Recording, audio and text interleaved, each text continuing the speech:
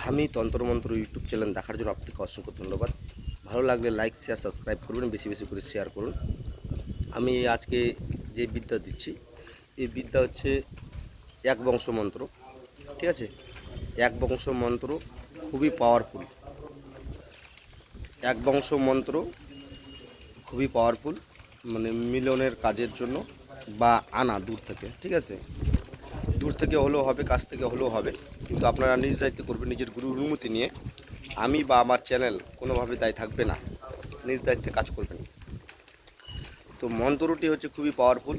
আর যারা মুসলিম ভাই আছেন, যিনারা এই মন্ত্রটি কিন্তু কুপুরি, মানে মিক্সচার আছে।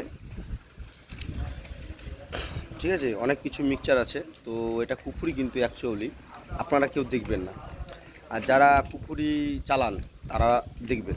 আমি আগে বলে দিচ্ছি, জোরহাত করে বলছি, যারা মৌলবী মানুষ ব্যক্তিগণ আছেন, যারা মানে কুপুরি পছন্দ করেন না, তারা দেখবেন না, মন্ত্রটিও শুনবেন না, আপনাদের জায়েজ নয়, হারাম। তো আমি বলতে চাই, যারা, আর আমাদের মধ্যেও যে হিন্দু মানুষের, হিন্দু ভাইদের মধ্যেও বলছি আমি, যারা কৃষ্ণ ধর্মের আর কি, তারা এই মন্ত্র শুনবেন না। ঠিক আছে, যারা কৃষ্ণ ধর্মের, মানে কৃষ্ণ ধর্মের মতলব হচ্ছে কি, মানে কৃষ্ণকে পূজা পাঠ বা আরাধনা করে, তারা এই মন্ত্রটা শুনবে না, তাদের জন্যও কিন্তু হারাম বা খারাপ। ঠিক আছে,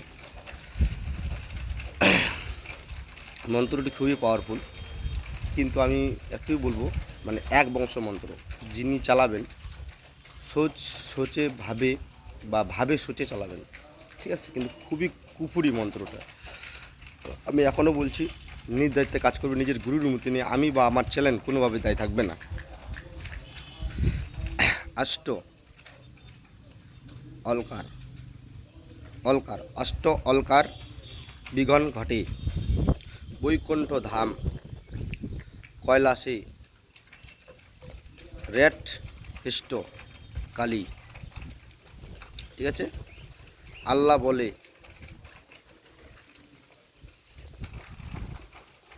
মোহাম্মদ সালাম সালাম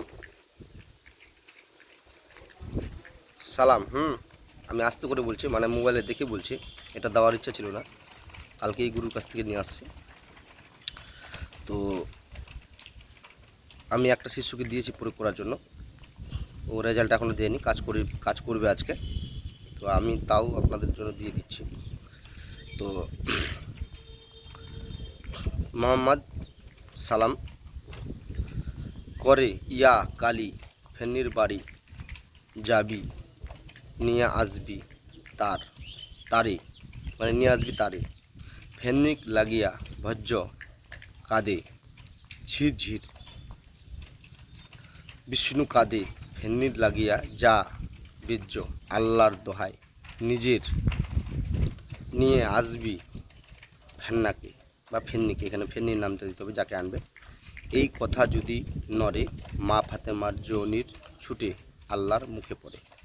খুবই কুপুরি, আপনাদেরকে আমি কীভাবে বলবো, আপনারা যারা কুপুরি চালান তিনারা দেখতে পারেন, যারা যারা কুপুরি চালাননি তারা দেখতে পাবেন না। বা কোনো ধর্মকে আমি ছোট করার জন্য দিইনি, কেন মন্ত্র পরম্পরা এগুলো হচ্ছে এক বংশ মন্ত্র, মানে মুখে পাঠ করাও কিন্তু হারাম। তবুও এখন আমাদের কবিরাজি লাইনে আমরা তো এমনি হারাম। মানুষ ভালো মানুষ যদি মারা যায়, তাহলে তারা স্বর্গে বা অন্য কোথাও যায় বা নরকেও যায়। আর আমাদের কবিরাজ ভাইরা যারা আছে, তাদের নরকেও বাস নাই, ডাইরেক্ট পাতালে যেতে হবে। ঠিক আছে, স্বর্গও বাস পাবে না, নরকেও বাস পাবে না, ডাইরেক্ট পাতালে, মানে পাতালে ওখানে থাকতে হবে জিনের মতো হয়ে। তো আমি যেটুকু, আমার গুরু আমাকে অভিজ্ঞতা দিয়েছে, তাই আমরা কোনো দিন যতই মানুষের উপকার করি, মানে কবিরাজ লাইনে,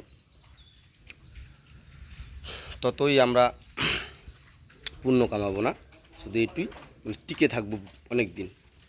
হ্যাঁ, মানে টিকে থাকবো অনেক দিন, এটুকুই। যেখানে ধরে নাও যারা খুবই খারাপই কাজ করে, দেখবা তারা 5-6 বছর বা 1 বছরের মধ্যে চলে যায়, ফুটে যায়। মানে খারাপ কাজে গেলেই মানে পাপের এটা বোঝটা বেশি হয়ে যায়, তাই মারা যায়। কিন্তু আমাদের মধ্যে, আমাদের যে তান্ত্রিক জগৎটা, মানে মন্ত্র বলতেই কুফরি, কেন দোহাই দেওয়া হচ্ছে? একটা দেবদেবীকে দোহাই দেওয়া হচ্ছে, আপনারা বুঝতে পারছেন কিনা জানি না। একটা দেবদেবীকে যখন দোহাই দিবেন, একটা মা, ওকে মা বলে গ্রহণ করি আমরা হিন্দু মানুষরা, ঠিক আছে, তিনাকে এখন কাজটা না করলে তাকে দোহাই দেওয়া হচ্ছে। তো মন্ত্র চালানো হারাম না? সবই হারাম, ঠিক আছে, এটাই হলো কথা। তো আমাদের নরকেও বাস নাই, স্বর্গেও বাস নাই, ডাইরেক্ট পাতালে যেতে হবে। তো মন্ত্রটি আমি আবারও বলছি, আপনারা ভালো করে শুনবেন। অষ্ট অলকার বিঘ্ন ঘটে, বৈকুণ্ঠ ধাম কৈলাসেতে রটে, হেষ্টকালী আল্লাহ বলে মোহাম্মদ সোলেমান। সালাম হবে না, ওটা সোলেমান হবে, ও সালামি হবে, সালামি হবে, হ্যাঁ সালামি হবে, সালাম করে ইয়া কালী, ফেন্নির বাড়ি যাবি নিয়ে আসবি তারে, ফেন্নার লাগিয়া বীর্য কাঁদে ঝিরঝির। বিষ্ণু কাঁদে ফেন্নির লাগিয়া যা বেজ্য আল্লাহর দোহাই, নিয়ে আসবি ফেন্নিকে। এই কথা যদি নরে, মা ফাতেমার যৌনির ছুটে আল্লাহর মুখে পড়ে। ঠিক আছে, এর প্রয়োগ বিধি। জিয়ার গাছ আপনারা চিনেন, জিয়ার গাছ, ওই জিয়ার গাছে ফাঁকা মাঠে দেখবেন একটাই যখন জিয়ার গাছ যদি থাকে, তাহলে ফাঁকা আপনাদেরকে খুঁজতে হবে জিয়ার গাছ। ওই জিয়ার গাছের আগালে বেঁধে তাবিজটাকে ঝুলে, মানে যেন হাওয়াতে নড়ে। আর জিয়ার গাছের গোড়ায় দিতে হবে আগুন, মানে একটু জ্বালাতে হবে, 3 দিন নিয়মটা জ্বালাতে হবে, অল্প করে আগুন দিতে হবে গাছের গোড়ায়। আজকে একটু দিয়ে আসলে কালকে আবার দিয়ে আসবে, কাঠের আগুন হোক বা পাটখড়ির আগুন হোক দিতে হবে, ঠিক আছে, তাহলে আপনাদের কাজটা হয়ে যাবে। কিন্তু এই তাবিজটা আপনাদেরকে লিখতে হবে ভোজ্য পাতার উপরে, ঠিক আছে, মা কালীর পায়ের সিঁদুর দিয়ে, আর শ্মশানের সিঁদুর যদি থাকে তাহলে 3টা সিঁদুর মিক্সড করবেন, ঠিক আছে। একটা সিঁদুর মানে সিঁদুর হচ্ছে মা কালীর পায়ের, তারপরে হচ্ছে তোমার মিন্সের রক্ত, সে যে কোনো হোক, মানে যে কোনো মিন্সের রক্ত, বা কুমারী মেয়ের হলেও হবে, বা বয়স্ক মহিলার হলেও, যাদের বিয়ে চেয়ে হয়ে গেছে বা যাদের বিয়ে হয়ে গেছে তাদের নিলেও হবে। মানে ফিট করে আর লাল চন্দন ফিট করে এই মন্ত্রটি লিখতে হবে ভোজ্য পাতায় লিখে তাবিজে ভরে জিয়ার গাছের উপরে ঝোলাতে হবে, ঠিক আছে। আপনারা নিজ দায়িত্বে কাজ করবেন, নিজের গুরুর অনুমতি নিয়ে। আমি বা আমার চ্যানেল কোনোভাবে দায়ী থাকবে না, ঠিক আছে। আর এটা কুফরি, আপনারা জায়েজ নয়, আপনারা কেউ খাটাবেন না, বিপদে পড়ে যাবেন। আর এই মন্ত্রটি হচ্ছে এক বংশগত, আমি বলে দিলাম আগেই, ঠিক আছে। ভিডিওটি ভালো লাগলে লাইক শেয়ার সাবস্ক্রাইব করবেন, বেশি বেশি করে শেয়ার করবেন। বশীকরণ কিন্তু দূর থেকে হবে। আর কুফরি মন্ত্র যারা চালান তারা তো বুঝতে পারবে এই মন্ত্রটার কত দ্রুত কাজ হবে। আমি বললাম না কয়েক ঘন্টায় হবে বা ঘন্টা আমি বললাম না, ঠিক আছে।